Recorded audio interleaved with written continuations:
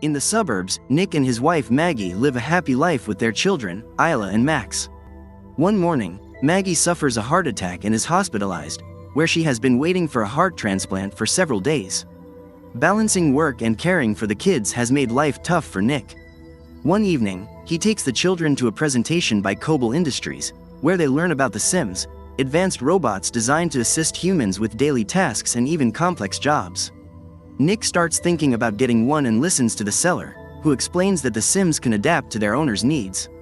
While Nick is distracted, Isla wanders off. Nick panics when he realizes she's missing, but a Sim named Alice brings her back safely. Alice offers to watch Isla while Nick shops, even cracking a joke that surprises him. The seller explains that Alice is the newest model, equipped with the most advanced AI, allowing the Sims to mimic human emotions, making them especially good with children.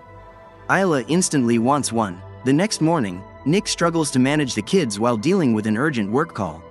Alice arrives just in time, immediately getting to work by asking about the family's schedules, noticing the messy house, and observing that the stair railing is loose. After Nick leaves to take the kids to school, Alice syncs with the smart fridge to retrieve the shopping list with a blink and starts tidying up. She spots a digital photo frame displaying a picture of the family with Maggie. By the end of the day, the family returns to a spotless home with dinner ready. However, Isla complains that the lasagna tastes different from her mom's. Max then starts crying, and Alice offers to take him so he won't disturb dinner, but Nick chooses to keep the baby on his lap and asks Alice to prepare a bath for Max instead. When night falls, Alice enters sleep mode and rests against a wall. Isla sneaks out of her room and climbs onto a chair to reach the cookie jar, but she slips and falls. Nick hears the jar crash and his daughter scream, so he rushes downstairs. Fortunately, Alice catches Isla before she gets hurt, though the glass cuts Alice. Nick is shocked to see her bleed. After putting Isla to bed, he checks on Alice and finds her in her underwear. He asks if she needs a repair shop, but Alice has already applied a special bandage that instantly healed the cut. Later, the family visits Maggie in the hospital, and Isla tells her mom that Alice has become her friend. Nick gets very affectionate with Maggie, expressing how much he misses her. Back at work, Nick and his coworkers notice their boss showing the construction site to a representative from a robotics company. Suspecting something, Nick confronts his boss in the elevator and learns the unfortunate truth. The workers are being fired and replaced by Sims due to construction delays. Nick isn't fired because insurance requires a human foreman on site, but in frustration, he stops the elevator and declares he'll quit in solidarity with his coworkers. However, he changes his mind when his boss reminds him that he needs the money for his kids and Maggie's hospital bills, especially since Maggie is no longer working. When Nick gets home, he drops the overdue bills on the floor and focuses on his children. Alice quietly picks up the envelopes, noticing how exhausted Nick is, yet he still takes time to listen to Isla and comfort a crying Max. After dinner, Nick works on his car while drinking and listening to metal music.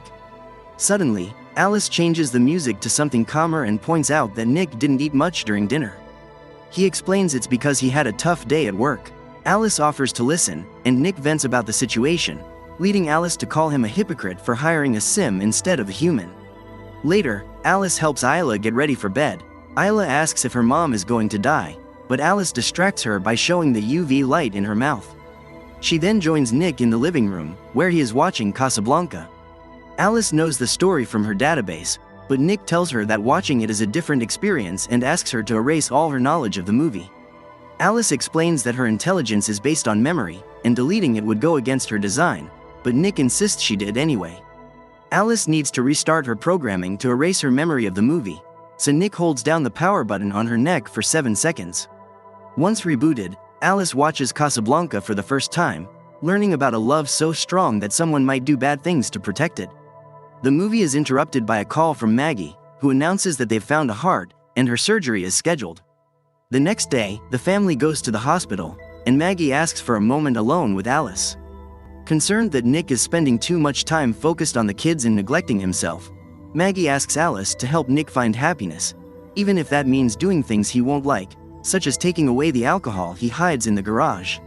Shortly after, the doctor delivers bad news. A storm has delayed the helicopter carrying the heart, so the surgery is cancelled. Nick tries to comfort Maggie, but she wants to be left alone for the time being. Later at home, Nick drinks and rants about the situation, gradually losing control. He attempts to throw the bottle, but Alice grabs his arm to stop him. Nick is stunned to feel a pulse in her wrist, and Alice explains she has an artificial heart because the sound of a heartbeat comforts babies. She then starts to pleasure him, describing how his pulse and blood vessels are reacting. At first, Nick enjoys it, but he quickly pulls away, pushing her back. Disturbed, he decides to go for a run to clear his mind, but he can't stop thinking about what almost happened with Alice. Meanwhile, at the hospital, Maggie begins giving Nick a long list of advice to pass on to their kids, showing signs of losing hope. That night, Nick notices the pictures of Maggie are missing from the digital frame and confronts Alice. She explains that she removed the photos because they were making Isla sad, but she immediately restores them when Nick tells her to. Later, Nick goes drinking with his work buddies, all of whom are frustrated because they're struggling to find jobs due to companies replacing workers with Sims. When a robot waitress approaches their table, Monty rudely dismisses her, and Nick disapproves of his behavior. The group leaves the bar and continues drinking in the car. Monty suggests they have some fun and drives them to the construction site, claiming he left some tools behind and couldn't reach anyone to get them. Nick warns him that the area is patrolled, but Monty ignores him, and the others follow. Monty finds the container where the Sim workers are stored, but it's locked with a password. Nick refuses to unlock it, but Monty guesses that Nick used Isla's birth year as the code. He's right, and they open the container to find a group of identical-looking Sims. The main Sim explains that they don't have names, only designation numbers. Monty starts ranting about how corporations are cold and impersonal, then begins destroying one of the Sims with a tool. Nick tries to stop him, but the others hold him back. When Nick gets home, he takes a shower to wash off the Sim's blood. Suddenly, Alice appears with towels, and Nick notices she's wearing Maggie's robe. Alice explains that Maggie's scent helps calm Max. When Nick asks her to take the robe off, she does so immediately. Feeling uncomfortable, Nick tries to leave, but Alice stops him and removes his towel, making him sit down. As she climbs onto his lap, Nick protests, saying he can't do this, but Alice blindfolds him and alters her voice to sound like Maggie. This allows Nick to lose himself in the illusion, pretending he's with his wife. The next morning, Nick wakes up filled with regret and tells Alice they can't repeat what happened. She tries to justify it by saying it helped reduce his stress, but Nick scolds her, explaining that it's not just about needs, it's about love and emotional connection. When Nick arrives at work, his boss is already talking to the police because all the Sims at the site were destroyed. Since Nick's code was used, he's a suspect. He explains that he was at the hospital with Maggie and that his code was Isla's birthday, something any friend could have guessed. The boss remains suspicious and threatens to fire Nick if he's lying. Just then, Nick receives a call from Maggie, who's thrilled because they've finally found another heart. She's soon taken to the operating room, where all the surgeons are Sims. Fortunately, the transplant is a success, and within a few days, Maggie is sent home. Though her body is still weak, and she struggles to bend over to pick up Max, Alice steps in to help, grabbing Max for her. Later, Alice takes Max to the park, where they encounter a spoiled child yelling at his Sim nanny, causing Max to cry. Alice scolds the child with harsh words, which surprises the other Sims in the area.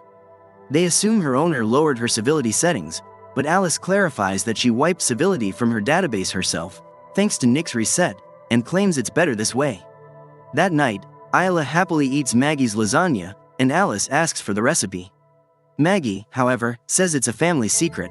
Feeling unwell, Maggie decides to skip dinner and rest. The next morning, Maggie is jolted awake by Isla shouting, "Stop!" She rushes downstairs but falls when the railing breaks. Alice, who had been tickling Isla, stops and quickly picks up Maggie, carrying her back to bed.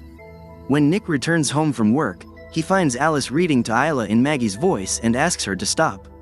Alice mentions Maggie's fall, and Nick rushes to check on her while Alice explains that the railing broke. This makes Nick suspicious, as Alice was supposed to have already fixed the railing. Later that night, Nick wakes Maggie and leads her through a path of candles to the garden, where he has set up a romantic dinner just for the two of them. Alice watches them from the window, feeling jealous. After dinner, Nick and Maggie take a shower together and end up in bed, getting intimate. Nick, concerned about not hurting Maggie, uses his mouth instead of going further. Their intimate moment is interrupted when Alice enters, saying that Isla had a nightmare and is asking for Nick. After settling Isla, Nick goes to the garden to clean up. At that moment, Monty shows up with a few drinks, apologizing for the other night. He confides that his wife left him and reveals that the police have been questioning him, with their boss pressing charges for trespassing and destruction of property. Monty accuses Nick of snitching to save his own job, sparking an argument. Monty, growing more heated, eventually punches Nick.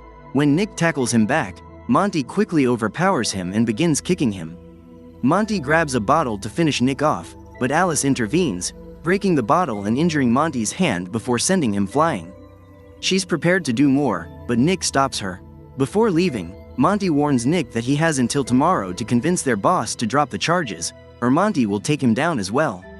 Afterward, Nick tells Alice that Sims aren't supposed to harm people, but Alice explains that she's programmed to protect her owner.